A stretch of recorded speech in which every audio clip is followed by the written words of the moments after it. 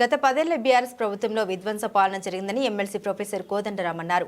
తెలంగాణ రాష్ట్ర దశాబ్దాల అభివృద్ధి సమస్యలు సవాళ్లు అనే అంశంపై కాకతీయ విశ్వవిద్యాలయంలో ఏర్పాటు చేసిన సదస్సుకు ముఖ్య అతిథులుగా ప్రొఫెసర్ హరగోపాల్తో కలిసి హాజరయ్యారు.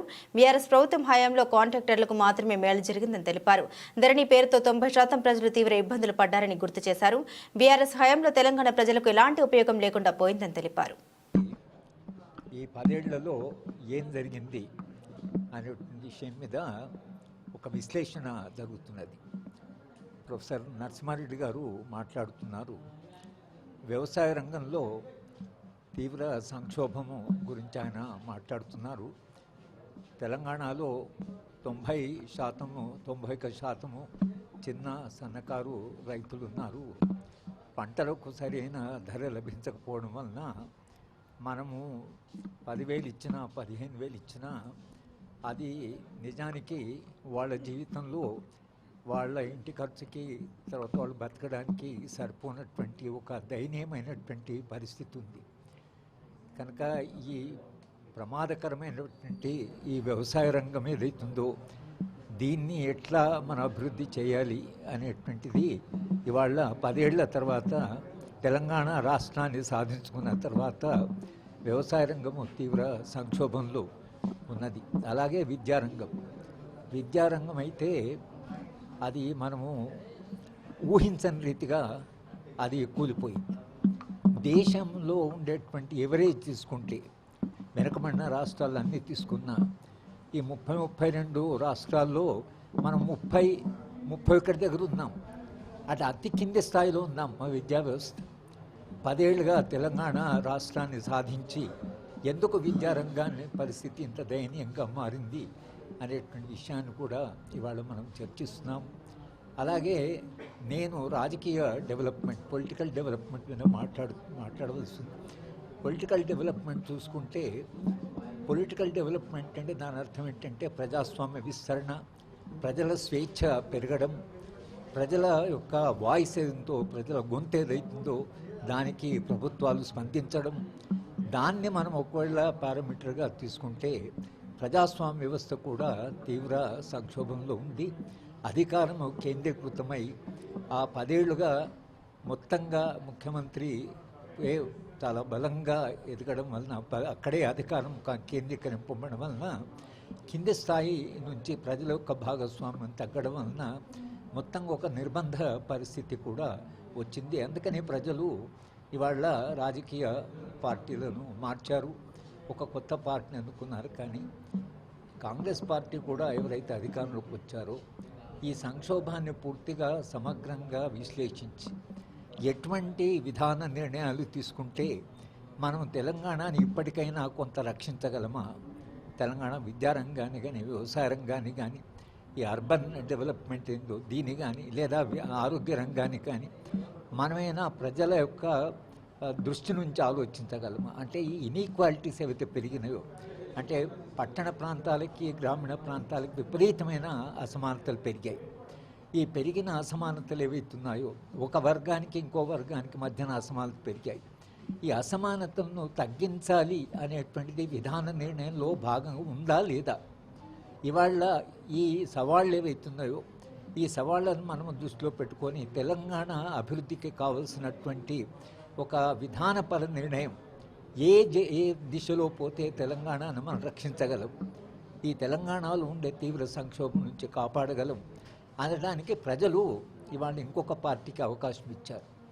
ఈ మొత్తం సంక్షోభాన్ని విశ్లేషించి అభివృద్ధి నమూనా దిశను కొంతనైనా మార్చగలరా అనేది వాళ్ళ మన ముందు ఉండే సవాల్. లేదా మీరు గతంలో ఉన్న అభివృద్ధి నమూనాని మేము కొనసాగిస్తామంటే ఈ 5 ఏళ్ల తర్వాత పరిస్థితి మరింత విషమించేటువంటి ఒక ప్రమాదంలో మనం ఉన్నామనేది ఈ సెమినార్లో చర్చ జరుగుతున్నది. ప్రభుత్వం కూడా నిజమైన సమస్యలోకి వెళ్ళి హైదరాబాద్ డెవలప్మెంటు 3RR పరిశ్రమలు తీసుకురావడము ఫార్మస్యూటికల్ ఇది ఒక దశ. కానీ ఇది గ్రామీణ ప్రాంతాల్లో ఉండే 60-70% ప్రజలకు సంబంధించి కాదు. ఈ 60-70% ప్రజలు ఎవరైతే గ్రామాలను చూస్తున్నారో వాళ్ళకి నాణ్యమైన విద్య, అందరికీ అందుబాటులో ఉండే విద్య, అందరికీ ఆరోగ్యము అందుబాటులో ఉండే దిశగా పోకుండా ఈ అసమానతను తగ్గించడం సాధ్యం కాదు. వ్యవసాయదారులకు కూడా నిజానికి వాళ్ళు ఖర్చు పెట్టేది పిల్లల చదువు మీద చాలా ఖర్చు పెడుతున్నారు, ప్రైవేట్ స్కూళ్ళకు పంపించుకుంటున్నారు. అలాగే ఆరోగ్యం పాడైతే హాస్పిటల్కి వెళ్తే ప్రైవేట్ డాక్టర్ విపరీతంగా ఛార్జ్ చేస్తున్నారు, భరించలేని పరిస్థితి. కనుక విద్య, ఆరోగ్యం ఈ రెండింటికి ప్రాధాన్యత ఇచ్చి మొత్తంగా మన అభివృద్ధి దిశ ఏదైతుందో కాంగ్రెస్ పార్టీ మారుస్తుందా లేదా అనేటువంటిది ఇవాళ సెమినార్ ముందు ఉన్నటువంటి సవాలు. దాని గురించే ఇవాళ ఈ ఒకరోజు చర్చ జరుగుతుంది. చర్చ ఉద్దేశం ఏంటంటే ప్రభుత్వం యొక్క దిశ, అభివృద్ధి దిశ ఎలా ఉండాలి, గతంలో ఏం జరిగింది, ఎందుకు మనం ఇవాళ ఎంత సంక్షోభంలో పడ్డాము, సంక్షోభం నుంచి బయటపడడానికి ఎట్లాంటి విధాన నిర్ణయాలు జరగాలి అని ఒక విశ్వవిద్యాలయంలో పనిచేస్తున్న వాళ్ళుగా చెప్పే బాధ్యత మా మీద ఉంది. కాబట్టి ఈ సెమినార్ ద్వారా ఇప్పుడు వచ్చిన ప్రభుత్వానికి ఒక దిశానిర్ణయం చేయడం కొరకని ఒక ప్రయత్నం జరుగుతున్నది. వింటే రాజకీయ పార్టీలు అధికారంలో కొనసాగుతాయి, వినకపోతే మళ్ళీ ప్రజల్లో వచ్చే అసంతృప్తి ద్వారా రాజకీయాల్లో మళ్ళీ సంక్షోభం వచ్చేటువంటి ప్రమాదం ఉంది. కనుక సెమినార్ యొక్క ఉద్దేశం వల్ల ప్రభుత్వం ఏ నిర్ణయాలు తీసుకోవాలంటే మేము ప్రయత్నం చేస్తాం. రాష్ట్రం ఏర్పడ్డ తొలి దశాబ్ద కాలంలో ఎట్లాంటి అభివృద్ధి జరిగింది అని ఒక సెమినార్ నిర్వహించటం సంతోషదాయకం. వాస్తవానికి ఈ 10 ఏళ్ల అభివృద్ధిని మనం చాలా లోతుగా విశ్లేషించుకోవాల్సిన అవసరం ఉంది. పైకి చూస్తే మెడిపండు, లోపల చూస్తే మాత్రం పూర్తిగా అది కుళ్ళిపోయింది అన్నట్టుగానే మనకి 10 ఏళ్ల అభివృద్ధి కనబడుతూ ఉంటుంది. వాస్తవాలు మరి మన దగ్గర కూడా పైకి చూస్తే స్థూల రాష్ట్ర ఉత్పత్తి పెరిగింది, తలసరి ఆదాయం పెరిగింది. కానీ లోతుల్లోకి వెళ్ళి చూస్తే అసమానతల కారణంగా ఫలితాలు కొంతమందికి దక్కాయి అనేది. ఈ అసమానతలు కొంతమంది దక్కటానికి ప్రధాన కారణం ఏంటంటే ప్రభుత్వము తన అధికారాన్ని గుప్పెడు మంది కాంట్రాక్టర్ల సహకారంతో చెలాయించి వాళ్ళ యొక్క ప్రయోజనాల కోసం కృషి చేసింది. వాళ్ళ ప్రయోజనాల కోసం కృషి చేసే క్రమమే ఇలా జరిగింది. ఏంటంటే ఒక వికృతమైన ఆర్థిక అభివృద్ధి జరిగింది. మనకు కొంతమంది కాంట్రాక్టర్లకు ఇతోధికంగా మేలు జరిగింది, ప్రజలకు వాటి నుంచి లాభం రాలే. ఇవాళ మనం కాళేశ్వరం ప్రాజెక్టును చూస్తే వాస్తవాలు అర్థమవుతాయి. ఇవాళ కాళేశ్వరం ప్రాజెక్టు పనిచేస్తలేదు, పంపులు పాడైపోయి ఉన్నాయి, కానీ నీళ్లు మాత్రం కింది దాకా పోతూ ఉన్నాయి. కారణం ఏంటంటే వరద ఎప్పుడు కూడా పైనుంచే వస్తుంది. ఆ వరదను పైనే మనం నిలుపుకొని ఎక్కడిదక్కడ మనం సద్వినియోగం చేసుకోగలిగితే కింద చెరువులన్నింటినీ నింపుకోవచ్చు. ఆ పరిణామమే మనకి అలా తెలంగాణలో కనబడుతుంది. మరి కాళేశ్వరం వల్ల వచ్చిన అదన ప్రయోజనం ఏంటంటే ఏమీ లేదు.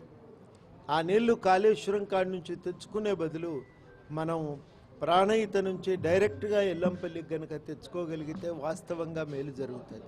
కానీ 3 ప్రాజెక్టుల పేరుతో గోదావరి నిండా నీళ్లు నింపామని చూపించి విపరీతంగా లాభం పొందిండ్రు. ధరణి పేరుతో గుప్పెడు మంది లాభం పొందిండ్రు. అనేక మంది పేద రైతులు తీవ్రమైన నష్టాలు ఎదుర్కొన్నారు. ఏ రంగంలోకి తొంగి చూసినా మనకు జరిగింది ఇదే, పరిణామాలు ఇవే. వీటిని సూత్రీకరించటం, సిద్ధాంతీకరించటమే యూనివర్సిటీల కర్తవ్యం. కాబట్టి మనం ఈ 10 ఏళ్ల పరిణామాలను సిద్ధాంతీకరించకపోతే దానిని ఒక మిథ్యగా మార్చి దాని మార్మికత సృష్టించి దాని మీద ఆధారపడి మళ్ళీ ఒక డంబాచారంతో ముందుకు రావాలనే ప్రయత్నం అప్పటి పాలకులు చేస్తూనే ఉంటారు. తప్పులను ఒప్పుకోకుండా అదే తప్పులను పునరావృతం చేయటానికి మళ్ళీ సిద్ధపడుతూ ఉంటారు. కాబట్టి ఆ చరిత్రను మనం మర్చిపోవటానికి వీల్లేదు. ఆ 10 ఏళ్లను విశ్లేషించుకోవాల్సిందే. అప్పుడు జరిగిన అభివృద్ధిలో ఉండేటువంటి లోపాలన్నింటినీ ఎత్తి చూపవలసిందే అని చెప్పి నేను ఈ సందర్భంగా మీ ముందు ఉంచదలిచాను.